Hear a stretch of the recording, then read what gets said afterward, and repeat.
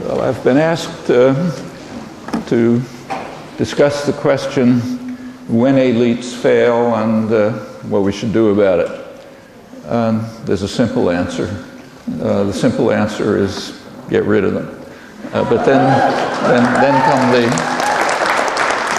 come the hard answers, and those are the ones that you're going to be working on the next couple of days.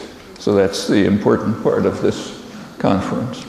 And then the rest of us ought to keep working on continually, because it's going to be a long struggle. I'll just make a couple of background comments about the topic, which I hope will be of some use. First question to ask is, do they fail? And if they do, and for whom, and how? Actually, there's an interesting, simple answer to that by Adam Smith. He, of course, was talking about England, and he pointed out that the principal architects of policy in England, the merchants and manufacturers, make sure that their own interests are very well served, no matter how grievous the effect on others, including the people of England, but particularly those who are subject to what he called the savage injustice of the Europeans. He was thinking particularly of British India, but it generalizes. And that's a pretty accurate answer. Actually, there's a measure of how well it works. It's what's known as the democratic deficit, technically, the gap between public opinion and public policy, which is a pretty good measure of the accuracy of his description. I'll come back to that in a second. Today, it's not the merchants and manufacturers. We might say it's the multinational institutions and the financial institutions, but the principle is about the same. And it does raise the question how they become the architects of policy. And there's some pretty simple answers to that too. There are a variety of ways, but the easiest one is just buying elections. That works like a charm. There's a sophisticated version of that by a really fine political economist, Tom Ferguson. He calls it the investment theory of politics. And he studied American politics for over a century in these terms. It's a simple idea. Elections are occasions when groups of investors coalesce to invest to buy the state. And that turns out to be a remarkably good predictor of what policy is going to be. It's actually verified strikingly in the Obama administration. I'll come back to that too, but say a word about the democratic deficit. That has a history in our history, this country's history. The country was founded on the principle that there should be a democratic deficit. That's the Madisonian conception. You look back at the debates in the Constitutional Convention, Madison, of course, the main framer, he argued that, he didn't put it in these terms, but he argued basically that democracy is a bad thing, it's dangerous. We have to make sure that the public doesn't become involved in public affairs. So there should be a democratic deficit. And he had a good argument. The model that he had in mind was England, of course. And he said, suppose that in England there was a functioning democracy. Well, then the large majority of the population would use their voting power to carry out what we would call land reform, to take land from the rich who concentrate it in their hands and distribute it themselves, mostly an agrarian society then. And he said that obviously would be unfair. It would be taking away property from the rich. So we can't accept that. And he therefore,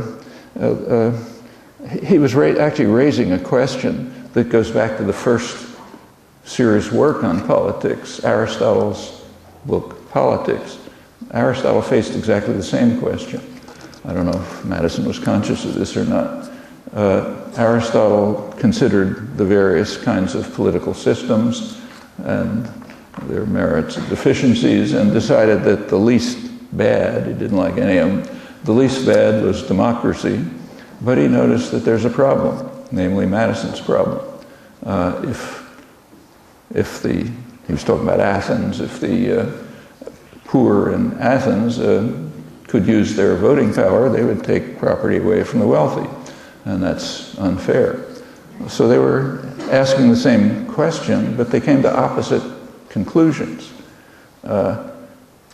Aristotle's conclusion was you should get rid of inequality, and he outlined what we would call a welfare state, measures that could be used in Athens to eliminate inequality, so you wouldn't face the problem of the poor using their voting power to take property from the rich.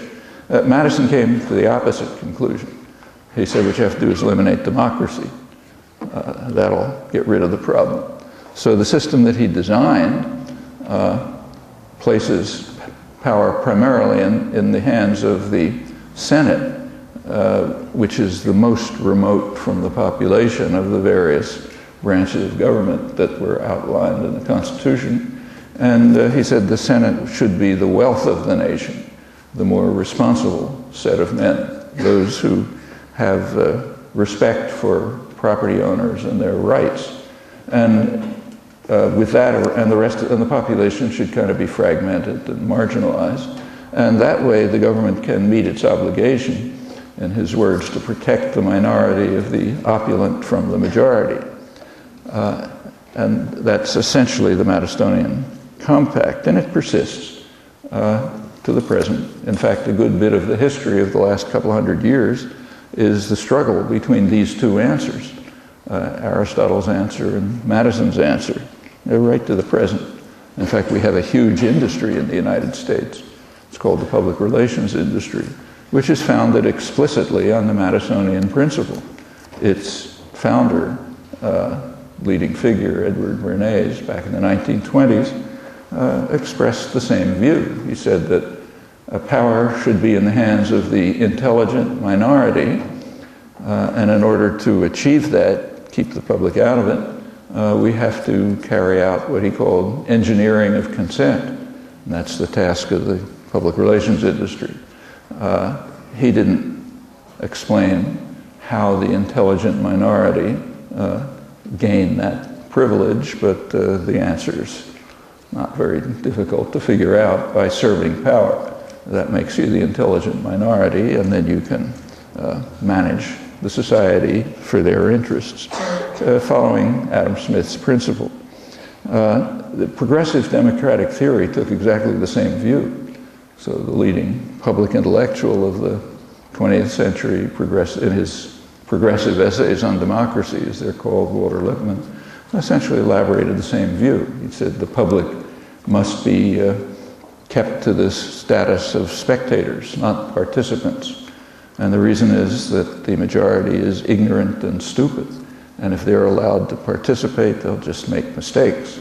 So the responsible men, that's us, we have to ensure that we're protected from the trampling and the rage of the bewildered herd.